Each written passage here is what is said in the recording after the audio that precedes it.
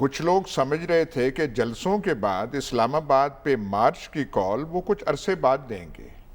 آج انہوں نے تقریباً کال دے دی ہے. ان کا تیار رہیں. مین چیز یہ ہے کہ اگر یہ جلسے ہم نے دیکھ لیے کتنے زیادہ ہیں. جو انہوں نے کہا تھا کہ پاکستانیوں باہر نکل آؤ، تو صرف پاکستان میں نہیں نکلے تھے، جہاں جہاں پاکستانی دنیا میں مقیم ہیں وہاں سے احتجاج ہوئے. ایسے پاکستان کی تاریخ میں ایک کال پہ ابھی ایسے کبھی نہیں ہوا.